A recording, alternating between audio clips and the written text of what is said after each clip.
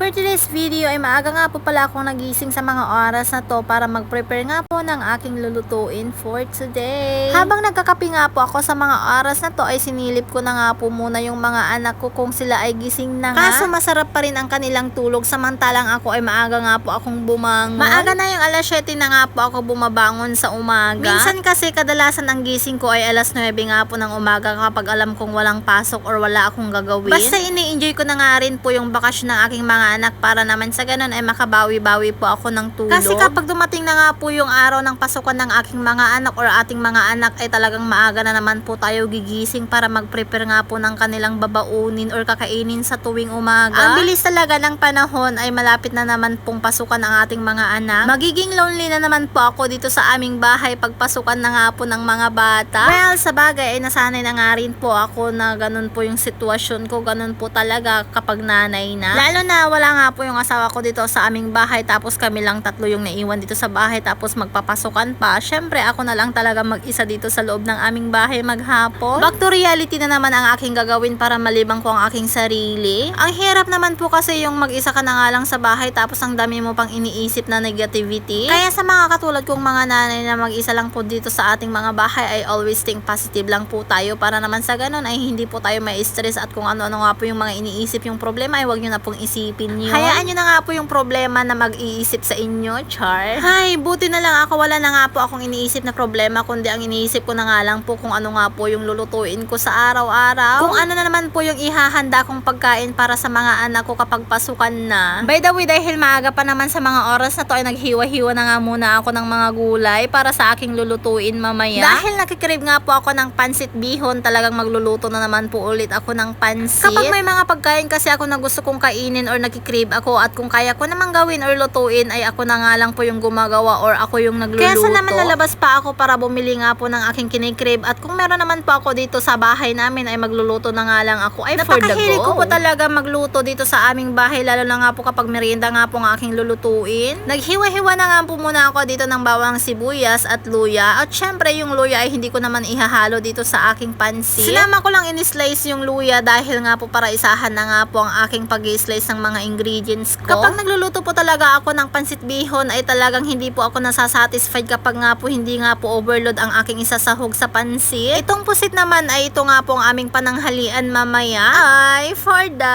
go. Kaya habang tulog pa nga po yung mga anak ko ay gusto ko kapag gumising na nga po sila ay meron na nga po silang kakainin. O diba, the best ever mom in the world, char. Bali, inan ako na nga pong lutuin itong pusit ng aming pananghalian kahit maaga pa nga sa mga oras na to ay talagang niluto ko na nga to. Kahit alam ko na madali lang naman itong lutuin or napakabilis lang lutuin ay talagang inuna ko na nga tong lutuin. Talagang pagsasabayin ko na nga po ang aking pagluluto ngayon ay for the go. Talagang sinumpong na po ako sa kasipagan ko ngayong araw. Uy, sana all masipag. Syempre, araw-araw naman po tayong masipag magluto dahil kung hindi ko po sisibagan magluto, wala po kaming kakainin. Lalong-lalo na wala naman po akong inasahan na magluto kundi ako lang. Hindi tulad nung nandito nga po yung asawa ko na nakabakasyon nga po siya dito sa Pilipinas ay siya nga po talaga yung tagaluto ko dito sa bahay. Syempre, hindi lang naman tagaluto ang ginagawa ng asawa ko dito sa bahay. Minsan tinutulungan nga po niya ako talaga maglaba pero hindi minsan, kadalasan talaga. Sa tuwing naglalaba ako kahit nga po nagluluto siya ng aming almusal sa umaga ay talagang tinutulungan niya pa rin ako. Ay for the go, ang sweet niyan. Habang nagigisa na nga po ako dito, itong panganay ko naman ay nagising na at paglalaro na nga agad ang kanyang inatupag. O diba?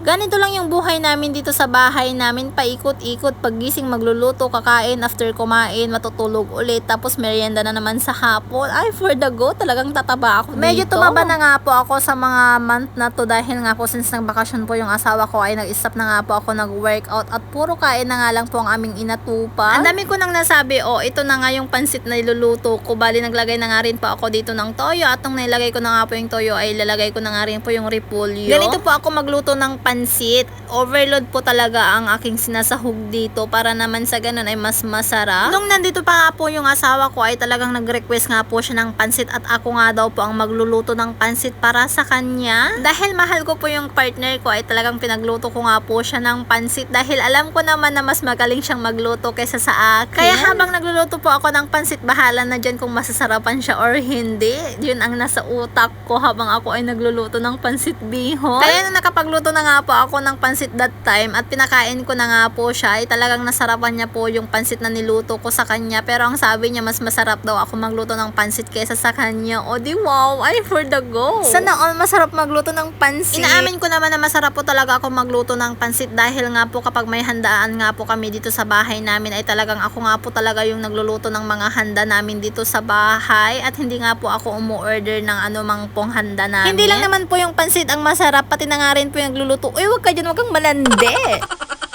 Sakto naman na nakapagluto na nga po ako ng lunch namin at itong pansit ay saktong gising na nga rin po ang aking anak na bunso. Kagigising lang niya sa mga oras na yan ay alas 11 na nga po ito ng umaga. Ganyan kaganda ng buhay ng aking mga anak dito sa bahay kaya paggising nila ay mayroon ng nakahandang pagkain. Paggising pa lang natin sa tuwing umaga ay napakalaking blessings na nga po yun sa atin. Kaya wag po natin kalimutan yung Panginoon para magpasalamat po tayo. Kung natapos mo nga po yung video, mag-comment ka naman sa baba kung tagasan ka. Siyempre wag mong kalimutan i-like and share and follow. Thank you for watching.